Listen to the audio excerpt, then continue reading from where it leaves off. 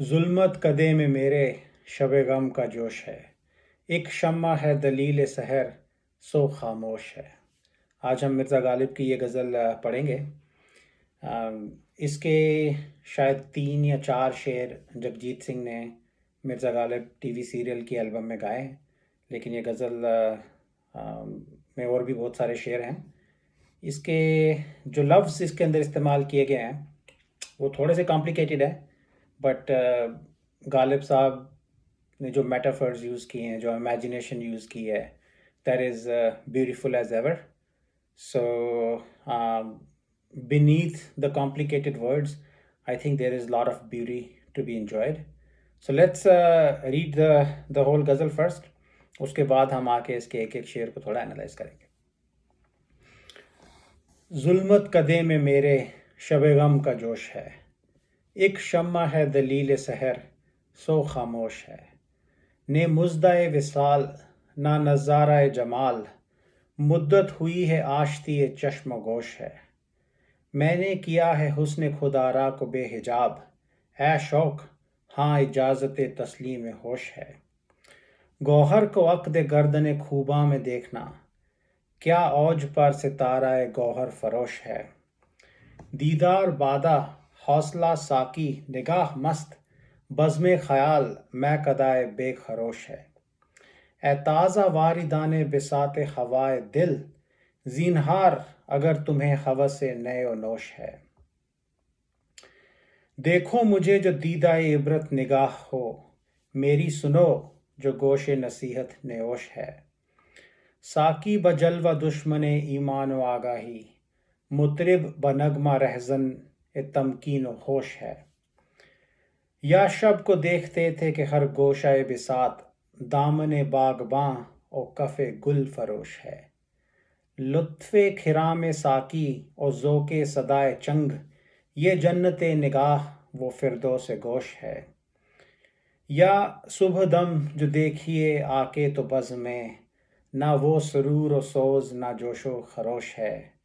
दागे फिरा के सोहबत शब की जली हुई, एक शम्मा रह गई है सो वो भी खामोश है. आते हैं गैब से मज़ामी ख्याल में, गालिब सरीर खामा नवाए सरोश है. तो ये थी पूरी गज़ल. मैं इसका इंग्लिश का टेक्स्ट भी डिस्क्रिप्शन में डाल दूंगा, so that you can follow each share.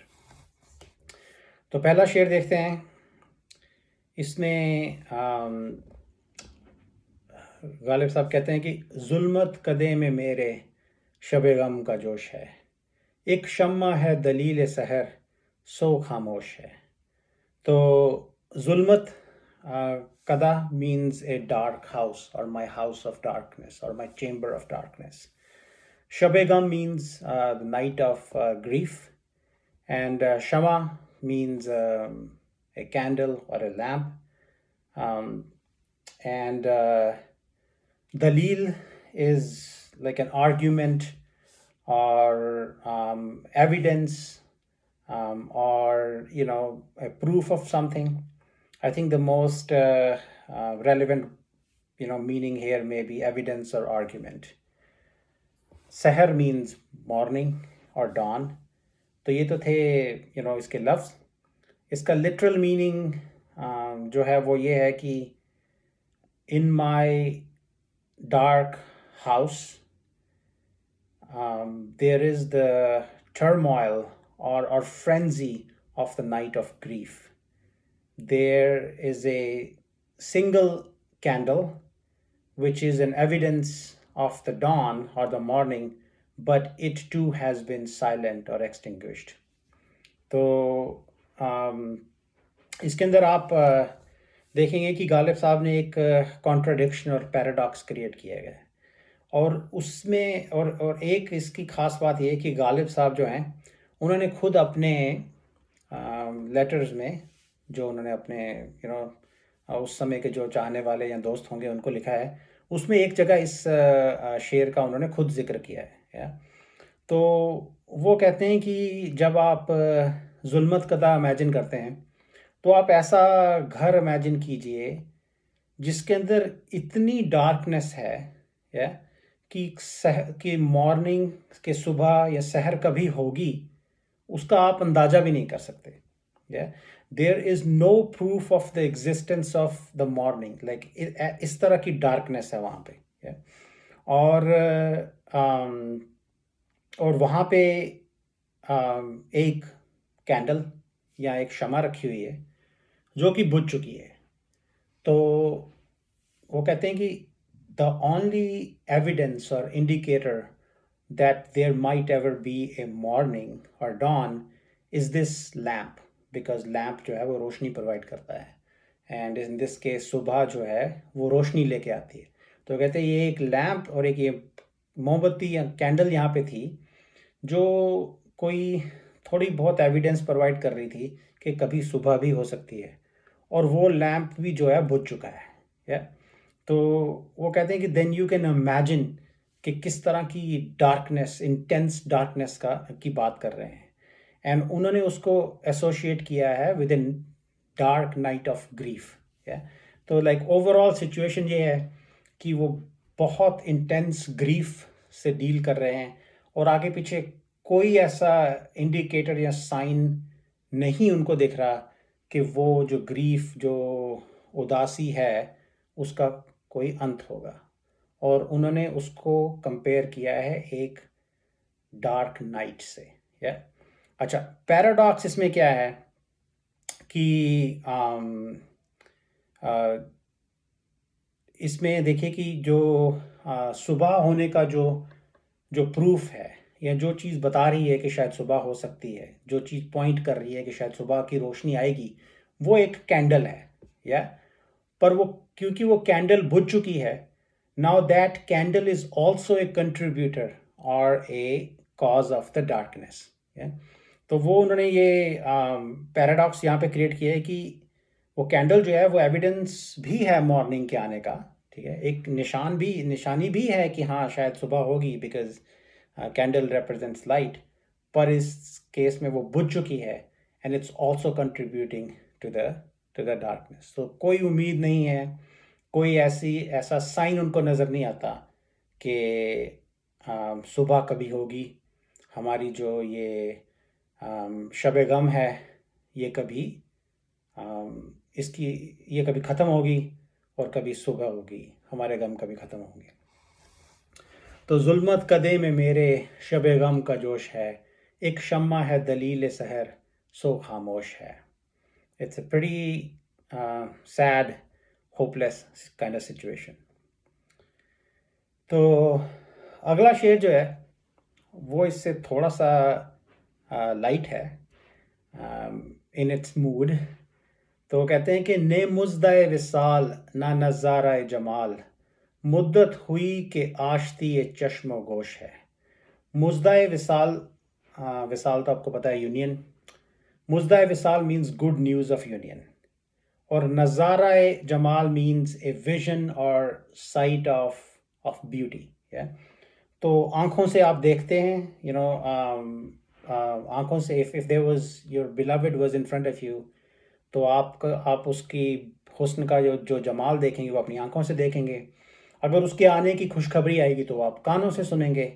तो यहाँ पे वो कहने की ये कोशिश कर रहे हैं कि ना महबूब दिखाई दे रहा है, ना वो आया है, और ना ही उसके आने की खुशखबरी आई है, राइट। तो इस केस में मेरे जो कान हैं और मेरी जो आंखें हैं, they are not in conflict with each other any more, they are आश्ती या चश्म गोश का मतलब है पीस और agreement between the eyes and the ears. तो वो कहते हैं मेरी आंखें जो हैं और मेरे जो कान हैं, they are in peace with each other. तो अब वो उनके अंदर पीस कब नहीं होती थी, तो वो ये उन्होंने ये सिचुएशन ये क्रिएट की है कि अगर सपोज करो महबूब आ गया, तो आंखों ने महबूब को देख लिया, तो जो कान हैं वो कंप्लेन कर रहे हैं कि हे, आंखों ने महबूब को देख लिया तो हमने तो कुछ महबूब के बारे में सुना नहीं, कोई अच्छी खबर सुनी नहीं, सो दे आर अपसेट, राइट। तो अगर पहले महबूब के आने की खबर आ गई और महबूब अभी नहीं आया, तो कानों ने वो खबर सुन ली और कान खुश हैं, और आंखें जो है उन्होंने महबूब को देखा नहीं तो आंखें अपसेट है। तो जैसे बच्चे आपस में लड़ते हैं, छोटे बच्चे आपस में लड़ते हैं छोटी छोटी बातों पे, गालिब साहब कह रहे हैं कि ये मेरी आंखें और मेरे कान जो हैं वो आपस में लड़ते हैं. So there is like this internal conflict, right? You can think about it as like a physical conflict, but like also a mental, psychological conflict, right? तो वो कहते हैं कि इनकी आपस में लड़ाई होती रहती थी. अब सिचुएशन ऐसी है कि ना तो महबूब के आने की खबर है और ना ही उसके उसके हुस्न का दीदार हमें हुआ है. तो ऐसी सैड सिचुएशन है कि मेरी आंखें और मेरी कान जो हैं उनका आपस का झगड़ा बंद हो गया है. तो otherwise both were like envious of each other and they were fighting. तो इस केस में there is no good situation, तो वो चुप करके बैठे हैं, they are at peace. ने मुज़्दा-ए विसाल ना नज़ारा-ए जमाल, मुद्दत हुई के आश्ती ये चश्म गोश है. चश्म का मतलब आंखें और गोश का मतलब ईयर.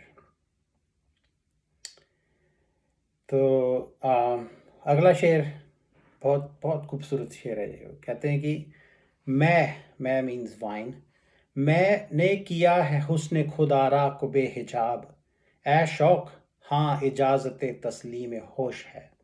तो मैं तो वाइन हो गई. हुस्न खुदारा is self adorning beauty or self-adorning beloved in this case. Someone who you know makes themselves beautiful, like adorns themselves, takes care of themselves, makes sure that they look beautiful. Or behijab means without hijab, so unveiled. Shauq, as you might know, means passion. और दूसरा word इसमें जो है तस्लीम. सो तस्लीम का मतलब to recognize somebody, to greet somebody होता है. But in this case I think the most applicable meaning is like the sense of surrender और रेजिग्नेशन. तो वो कहते हैं कि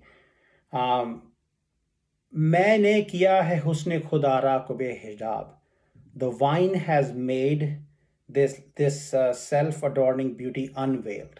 Yeah. So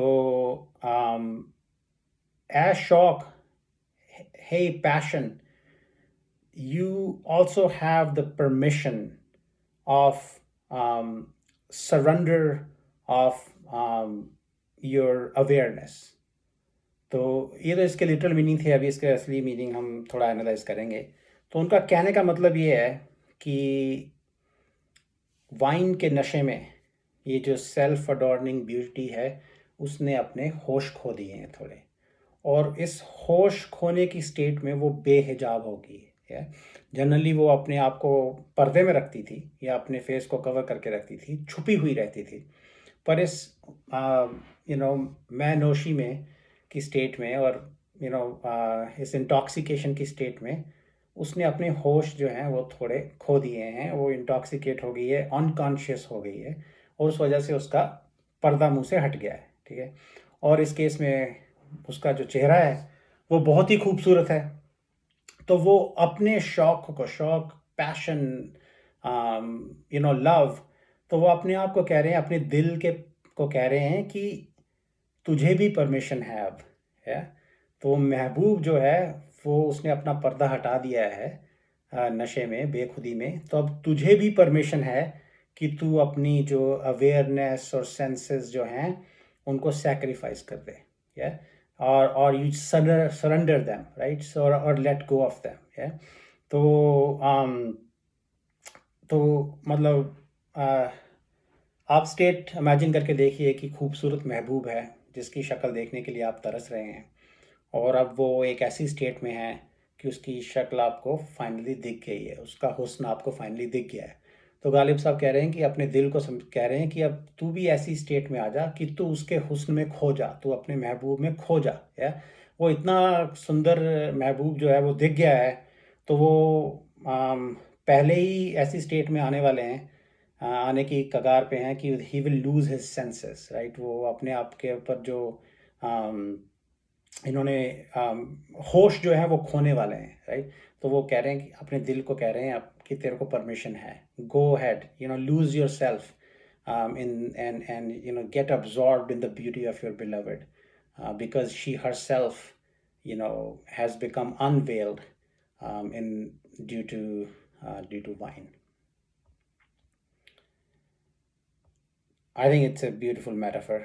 एक बार फिर से इसको पढ़ते हैं कि मैंने किया है हुस्न खुदारा को बेहिजाब, ए शौक हाँ इजाज़त तस्लीम होश है। या तो देखिए वो अपने अपने शौक को, अपने पैशन को कह रहे हैं कि तेरे को भी इजाज़त है, तू भी अपने आप को भूल जा, अपनी सेंसेस को खो दे, drop your ego, drop your awareness, और अपने महबूब में खो जा।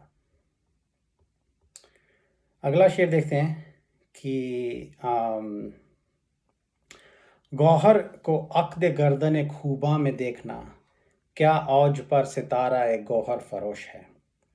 तो गौहर मीन्स लाइक पर्ल्स, और अक्द गर्दन खूबा means around in contact with the neck of the beautiful one. Kuba means beautiful one, or just like beauties.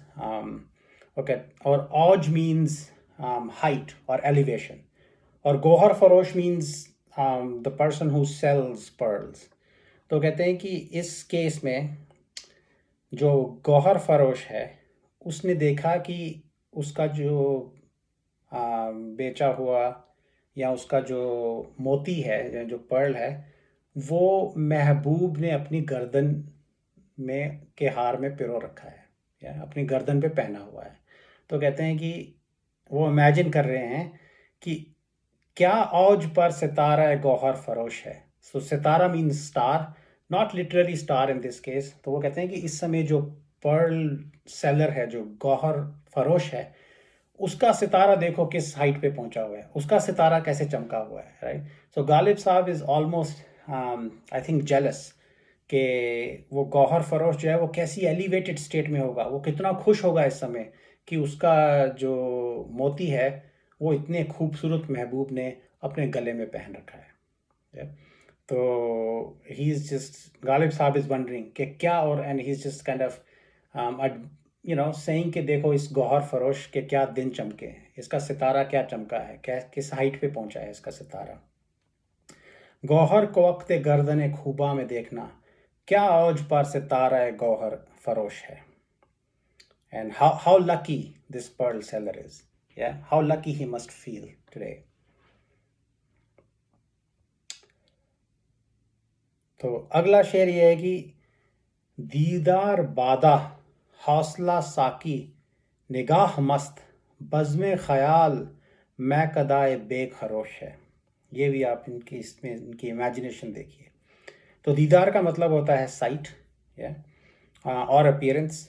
हौसला मीन्स करेज और स्पिरिट और समटाइम्स एम्बिशन। साकी ऑब्वियसली जो शराब पिलाने वाला। और बज़्म ख्याल मीन्स ख्यालों की महफिल और गैदरिंग ऑफ योर थाट्स। और खरोश का मतलब हंगामा और नॉइस, कोई शोर मचना, हाहाकार होना है, हल्ला गुल्ला होना। तो कहते हैं कि उन्होंने एक ख्यालों की महफिल और गैदरिंग ऑफ थाट्स, एक मेंटल स्टेट, ख्यालों की महफिल को इमेजिन किया है। बज़्म ख्याल है गैदरिंग ऑफ थाट्स, उसको इमेजिन किया है। तो उसमें जैसे नॉर्मली आप शराब पीने जाते हैं किसी वाइन हाउस में, तो वहाँ पे of course you have to have wine, you have to have साकी जो आपको शराब देगा, and of course the end result is intoxication, मस्ती है। तो वो कहते हैं कि लेकिन बज़्म ख्याल में क्या है, दीदार बादा है, जो महबूब का दीदार है वो वाइन है, it's playing the role of the wine. हौसला साकी, और जो हमारी एम्बिशन है या जो स्पिरिट है, जो करेज है, वो साकी का रोल प्ले कर रही है, वो हमको शराब दे रही है। या और निगाह मस्त, तो जो निगाह है, साइट है, गेज है, वो इंटॉक्सिकेट हो गई है, या वो मस्त हो गई है। बज़्म ख्याल मैं कदाए बेखरोश है। तो वो कहते हैं कि जो ख्यालों की महफिल है वो भी एक मैकदा ही है, वो भी एक वाइन हाउस ही है। सिर्फ फ़र्क ये है कि जैसे रेगुलर वाइन हाउस में नॉइस होती है, हल्ला गुल्ला होता है, वो कहते हैं कि यहाँ पे हल्ला गुल्ला नहीं है, यहाँ पे शांति है। So he is imagining a gathering और ए महफिल ऑफ द थाट्स, जहाँ पे जाके वो यू नो इंटॉक्सिकेट हो गए हैं, उन्होंने जाके नशा आ गया है उनको, राइट, बेखुदी आ गई है। सिर्फ फ़र्क इतना है कि जो एक लिटरल फिजिकल वाइन हाउस होता है उसके जैसा शोर शराबा नहीं है वहाँ पे। तो आप इसको दो, मतलब it's like a very enjoyable scene उन्होंने अपने माइंड में क्रिएट किया है, राइट, अपनी इमेजिनेशन में क्रिएट किया है। पर इसके दो दो तरह से आप इसको देख सकते हैं। अगर तो आप या गालिब साहब चैन से बैठ के शराब पीना चाहते हैं और उसको एंजॉय करना चाहते हैं, राइट, तो आप जो जोशो खरोश जो है या जो शोर शराबा है उसको एक नेगेटिव सेंस में देख सकते हैं कि मैं खाना जो है उससे हमारी ख्यालों की महफिल अच्छी है, क्योंकि मैं खाने में शोर शराबा होता है, यहाँ मैं आराम से बैठ के इंटॉक्सिकेशन को एंजॉय कर रहा हूँ या अपने ख्यालों की महफिल में।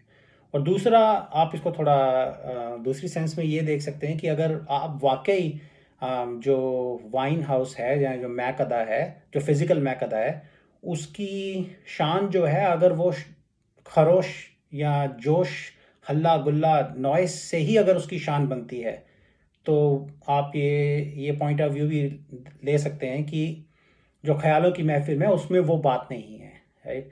The real enjoyment of A physical wine houses के वहाँ पे सब लोग मस्ती में हैं, नाच गा रहे हैं, they have lost themselves, they have lost their ego. तो उसी से एक फ़िज़िकल वाइन हाउस का मज़ा है, और वो मज़ा जो है वो एक ख़याली मैकदे में नहीं है और ख़याली महफिल में नहीं है। So there are two point of views that you can have in this case, or that you can use to analyze this situation. But overall देखिए, उन्होंने एक बज़्म ख़याल का कितना खूबसूरत जो एक सीन जो है वो इमेजिन किया है। दीदार बादा हौसला साकी निगाह मस्त, बज़्म ख़याल मैं कदा बेखरोश है। अच्छा जी, तो अगला शेर देखते हैं कि ए ताज़ा वारिदान बिसात हवाए दिल, ज़ीनहार अगर तुम्हें हवसे नयो नोश है। तो इस शेर से एक सीक्वेंस शुरू होता है अब 3-4 शेरों का, जिसमें वो नए आशिक जो हैं उनको वार्निंग दे रहे हैं, राइट। वो गालिब साहब बीइंग एन एक्सपीरियंस्ड आशिक, जिन्होंने ये कारोबार शौक किया है पहले, वो नए आशिकों को वार्निंग दे रहे हैं कि भाई ये रास्ता जो है इश्क का, ये आसान नहीं है, इसके संभल के यहाँ से चलो, या उनको वार्निंग दे रहे हैं। तो इस शेर में ताज़ा मीन्स फ्रेश, वारिदान means those who are arriving, like newcomers और those who are just arriving.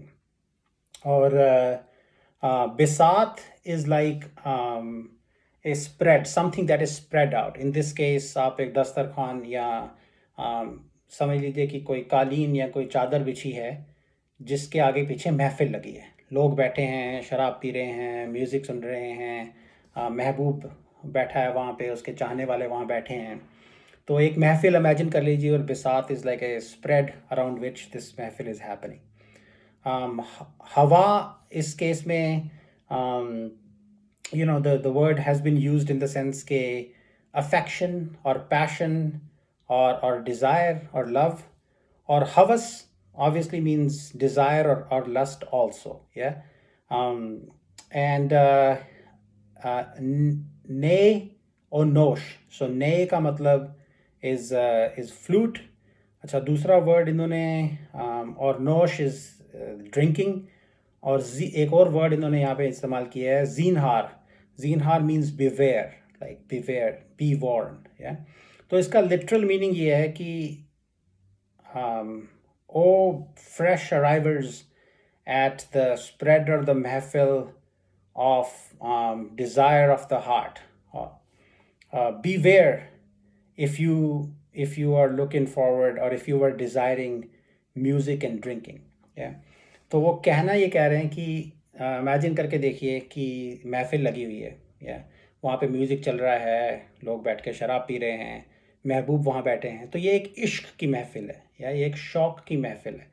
तो गालिब साहब भी वहाँ बैठे हैं, तो कुछ नए लोग आए हैं वहाँ पे जो अभी नए नए आशिक हैं, जिन्होंने अभी प्यार में धक्के नहीं खाए, पूरा एक्सपीरियंस नहीं किया कि इश्क की दुनिया को, कारोबार इश्क नहीं किया, तो वो उनको वार्निंग दे रहे हैं। ठीक है, वो कह रहे हैं कि आम, अब तुम इस महफिल में आए हो। ठीक है, ए ताज़ा वारिदान बिसात हवाए दिल, कि इस महफिल या इस बिसात, इस स्प्रेड पे इश्क की महफिल लगी है। तो जो आप लोग जो नए नए आए हो, बी वेयर, अगर तुम यहाँ पे बैठ के लिटरल सेंस में म्यूज़िक को एंजॉय करना चाहते हो, अगर तुम ये इंटेंशन लेके आए हो कि हम गाना सुनेंगे, शराब पियेंगे और इश्क की महफिल में शरीक हो गए, वो कहते हैं बी वेयर, ये जो है आसान पाथ नहीं है। या so this is a warning against the doom and gloom of romance and desire. And ये प्यार मोहब्बत, ये महबूब का हुस्न तुमको किस किस मुसीबतों में डालेगा। तो Ghalib Sahab is being the an experienced आशिक, उन लोगों को वार्निंग दे रहे हैं कि तुम लोग ये इस महफिल में तुमने कदम रखा है, राइट, इंटेंशन से आए हो कि हम भी इश्क करेंगे, ना, इस केस में पार्टिसिपेट करेंगे, जो म्यूज़िक हो रहा है या शराब चल रही है, वो कहते हैं आज तुम्हारा बुरा हाल होगा, बी वेयर।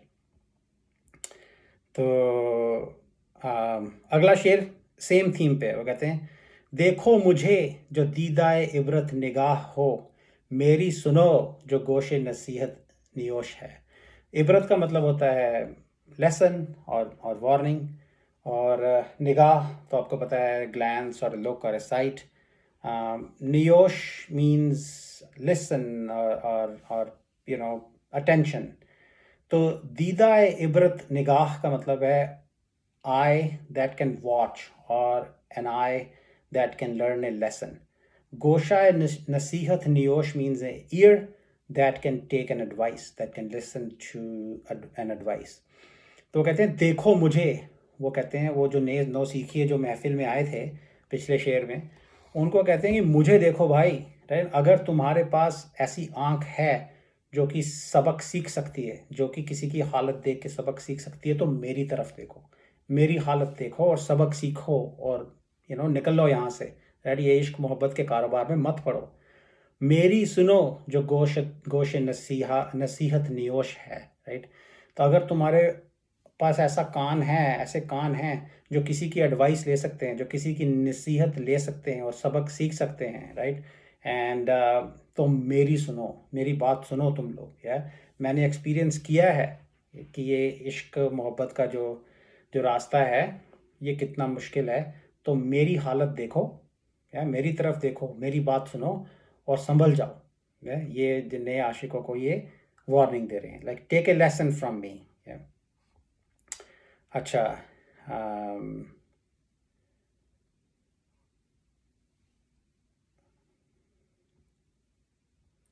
अगला शेर है कि सेम थीम, वार्निंग दे रहे हैं उनको कि तुम्हारा यहाँ पे ये मुश्किल है रास्ता, ठीक है, तो संभल जाओ, मत जाओ इस रास्ते पे। साकी बजलवा दुश्मने ईमान व आगाही, मुतरिब ब नगमा रहजने तमकीन व होश है। तो ईमान तो आपको पता है फेथ, और आगाही इज़ लाइक अवेयरनेस, ना। मुतरिब मीन्स ए म्यूजिशियन और एंटरटेनमेंट। रहजन का मतलब होता है कोई डाकू या रॉबर, और तमकीन मीन्स डिग्निटी। तो दो शेर पहले उन्होंने ये कहा था, डिफ़ाइन किया था कि महफिल है जहाँ पे साकी बैठा है, महबूब बैठा है, शराब पिलाई जा रही है और वहाँ पे म्यूज़िक भी चल रहा है। तो वो कहते हैं कि ये जो साकी है, जो कप बेरर है, जो शराब पिला रहा है लोगों को, या उसका जो जलवा है वो वो फेथ का और अवेयरनेस का दुश्मन है। या again it he is in this like warning people. वो कहते हैं ये जो साकी यहाँ पे सबको प्यार से शराब पिला रहा है ना, ये तुम्हारे ईमान और आगाही का दुश्मन है भाई। या और ये जो मुतरिब जो यहाँ पे गाने सुना रहा है या म्यूज़िक बजा रहा है, वो तुम्हारी डिग्निटी और जजमेंट का डाकू है, या वो तुमसे ये, इट्स लाइक इमेजिन के लाइक तुम तो आए हो यहाँ पे प्यार मोहब्बत करने, म्यूज़िक सुनने, शराब पीने, तो लिटरल सेंस में तुम्हारी ज़िंदगी लूट ली गई यहाँ पे, तुम्हारा ईमान लूट गया, तुम्हारी अवेयरनेस लूट गई, तुम्हारी डिग्निटी लूट गई, तुम्हारी जजमेंट लूट गई, ठीक है। तो वो बेसिकली कहते हैं कि ये जो यहाँ पे बैठे शराब पिला रहे हैं, जो म्यूज़िक सुना रहे हैं इस महफिल में, ये इनकी असलियत पहचानो, राइट। और और यहाँ से निकल लो, नहीं तो तुम अपना सब कुछ खो दोगे, अपना ईमान खो दोगे, अपनी आगाही, अपना होश जो है वो सब कुछ खो दोगे। This is a dangerous path. साकी बजलवा दुश्मने ईमान व आगाही, मुतरिब बनगमा रहजन तमकीन व होश है। तो आई थिंक यहाँ पे अब वो वार्निंग वाले शेर जो हैं वो थोड़े से थम जाते हैं, but he continues with describing ए महफिल, तो कहते हैं कि या शब को देखते थे कि हर गोशाए बिसात दामन बागबां और कफ़े गुल फरोश है। तो अब this from here he starts to describe a महफिल or a gathering, a beautiful महफिल। तो कहते हैं कि at night, or I don't think he's describing one particular night. I think he's describing कि ये ऐसी चीज़ें रोज़ हुआ करती थी या हर रात हुआ करती थी। At night we used to see गोशाए बिसात, like every corner of the spread। बिसात हमने पहले डिफाइन किया, तो वो हर कॉर्नर पे या उसके आगे पीछे क्या चीज़ें होती थी। दामन बागबां, या दामन इज़ लाइक स्कर्ट, या कई बार आप इंडिया में वो अपनी शर्ट को ऐसे फोल्ड करके यहाँ बना लेते हैं, कोई दामन बना लेते हैं, राइट। और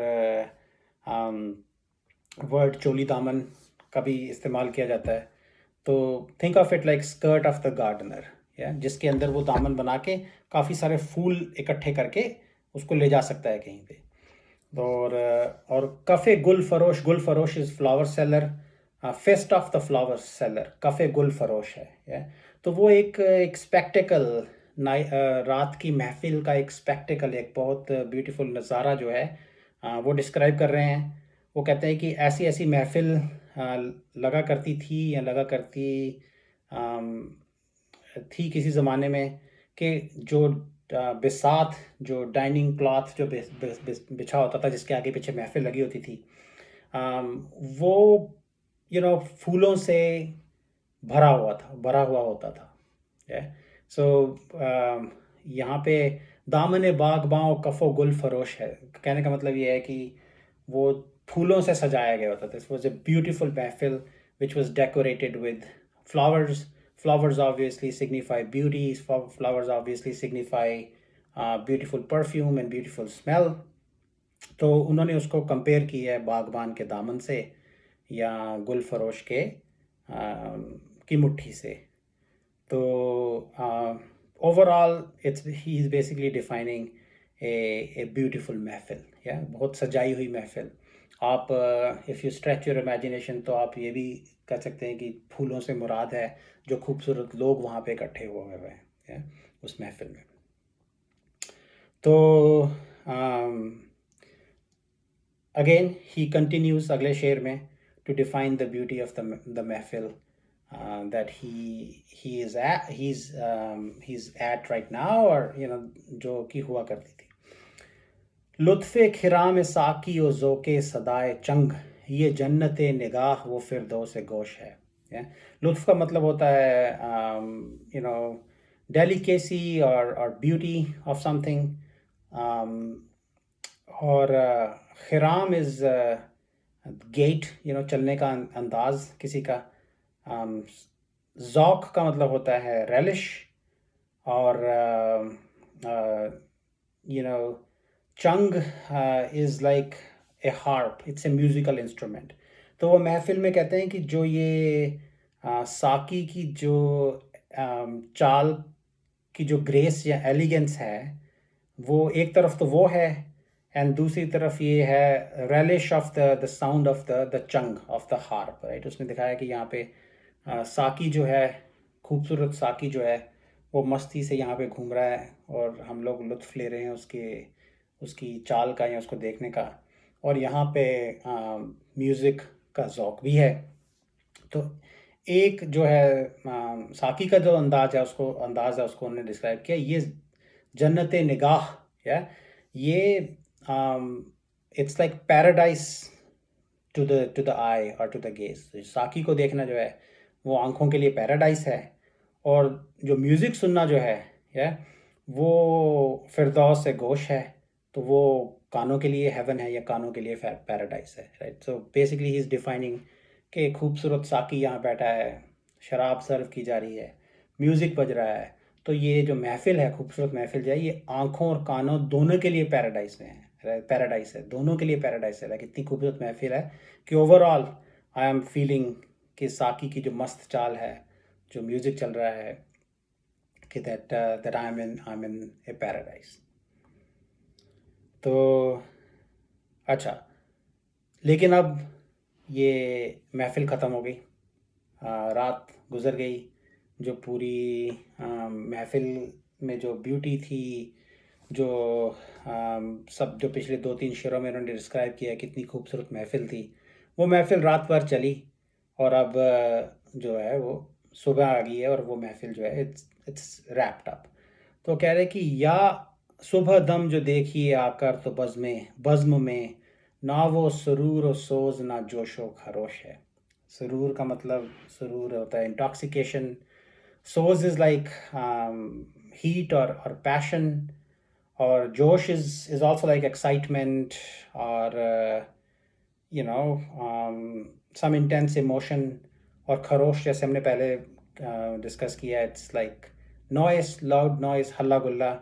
तो कहते हैं कि लेकिन अब now that you come and at dawn and look, अब ये सुबह अब आके इसको देखिए, इस महफ़िल को, जो रात की रंगीन महफ़िल थी, ना वो सुरूर है, ना वो सोज़ है, ना वो जोशो खरोश है। या सुबह दम जो देखिए आकर तो बज़्म में, ना वो सुरूर और सोज़ ना जोशो खरोश है। तो ये महफ़िल जो है वो ख़त्म हो गई है, right. So now it's like आपने कभी रात को, you may have gone to a party where everybody had a lot of fun, there were beautiful people, everybody was dressed up, and then in the morning you find yourself hungover or exhausted and you're kind of lamenting कि ये रात की जो महफिल थी वो अब ख़त्म हो गई है। इसको आप दूसरी गज़लों में इस तरह की सिमिलर सिचुएशंस में गालिब साहब ने कंपेयर किया अपनी ज़िंदगी से भी उसको, राइट, कि जवानी की जो महफिल थी वो ख़त्म हो गई है, अब वो इंटेंसिटी, जज्बात में वो पैशन जो है नहीं रहा। तो in this case it's the महफिल is over, and there is no more ने वो सरूर और साज ना जोशो खरोश है। तो अब now we have started to come almost full circle. तो याद है वो पहला शेर जो था कि अंधेरी रात है, तो एक शम्मा है दलील सहर सो खामोश है। तो अगले शेर में वो कहते हैं कि दागे फिरा के सोहबत शब की जली हुई, एक शम्मा रह गई है सो वो भी खामोश है। दाग का मतलब होता है वूंड, फिराक इज सेपरेशन, एंड सोहबत शब means companionship of the night. तो वो कह रहे हैं कि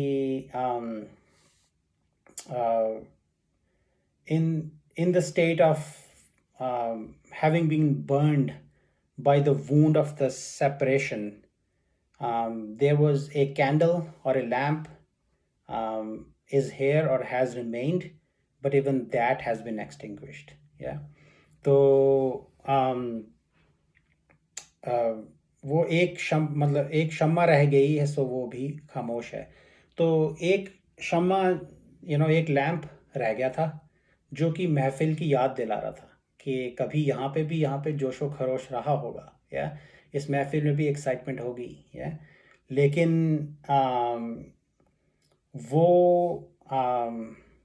वो भी खामोश है, that too has been extinguished. या तो अब कोई ऐसा साइन नहीं रहा कि यहाँ पे एक खूबसूरत महफिल कभी थी भी है। तो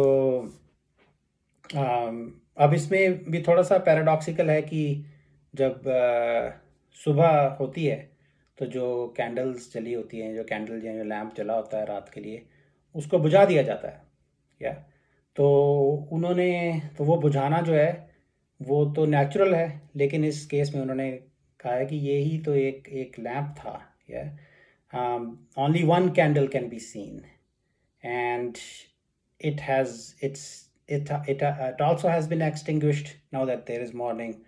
और you can think कि ये कैंडल जो है ये भी it's also burnt out, या कि ये कैंडल भी जो है महफिल के ख़त्म होते तक खुद जल गई थी, जल बुझ गई थी, या so it's also like burnt out.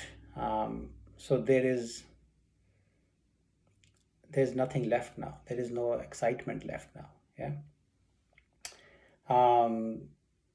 आप इसको कैंडल को किसी महबूब के दिल से कंपेयर करें तो दैट यू कैन से कि अब वो दिल जो उसका है उसके अंदर भी जज्बात नहीं रहे, वो भी एक्सटिंग्विश हो चुका है, because it's burnt by the companionship of the night, and it's been kind of impacted by the wounds of separation. महफिल ख़त्म होगी, महबूब चले गए, तो अब वो दिल जो है वो भी बुझ गया है। दागे फिरा के सोहबत शब की जली हुई, एक शम्मा रह गई है सो वो भी खामोश है। तो अब आखिरी शेर जो है, I think this is beautiful, almost like spiritual शेर। कहते हैं कि आते हैं गैब से मज़ामी ख़याल में, गालिब सरीर खामा नवाए सरोश है। गैब का मतलब होता है कंसील्ड और हिडन और मिस्टीरियस, और शरीर, खामा मीन्स पेन और कलम, जैसे वो एक वुडन कलम पेन हुआ करती थी। तो शरीर खामा means the scratching sound of the pen. तो आप कलम से लिख रहे हैं या पेन से लिख रहे हैं तो वो पेपर पे जब आप लिखते हैं तो एक स्क्रैचिंग साउंड आती है। तो शरीर खामा इज दैट स्क्रैचिंग साउंड। नवा मीन्स sound also.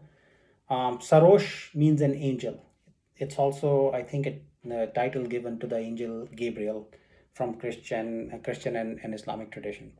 और नवाए सरोश का मतलब वॉइस ऑफ एन एंजल, या ऐसी आवाज़ जो दूसरी दुनिया, स्पिरिचुअल दुनिया, या heavenly voice you can say.